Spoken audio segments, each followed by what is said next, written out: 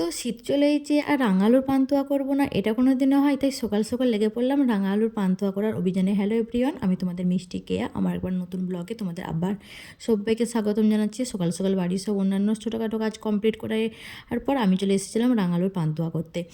আমাদের বাড়ির সবাই এটা খুব খেতে ভালোবাসে আর শীতকালে এইসব জিনিসগুলো করতে খুবই ভালো লাগে আর খেতেও খুব ভালো লাগে। আর তোমাদের সাথে গল্প করতে করতে আমি এই রেসিপিটাও তোমাদেরকে বলে দিচ্ছি। প্রথমে তোমরা রাঙা আলুটাকে সিদ্ধ করে তার সাথে সুজি আর নুন দিয়ে অল্প করে মেখে মোটামুটি 1 ঘন্টার মতন রেখে দিবে। সেই কাজটা আমার মাই করে রেখে দিয়েছিল।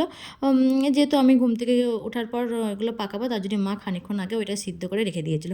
তারপরে ছোটো ছোটো পান্তুয়ার মতন শেপ করে তোমরা রেখে দিবে। শেপ করার পর আর অন্যদিকে তোমরা ওইটা যেহেতু এখন শীতকাল তার জন্য আমার বাড়িতে করেছিলাম খেজুর গুড়ের রস। তোমরা নুন চিনিরও করতে পারো, কোনো অসুবিধা নাই।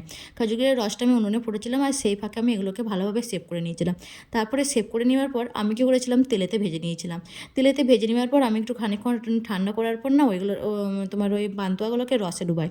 যেহেতু গরম জিনিস তো ভেঙে যাওয়ার সম্ভাবনা থাকতে পারে, তারপরে আমি এগুলোকে রসে ডুবিয়েছিলাম। আর তোমরা ট্রাই করে দেখবে বাড়িতে, তোমাদের খেয়ে কেমন লাগছে অবশ্যই আমাকে কমেন্টে বলবে।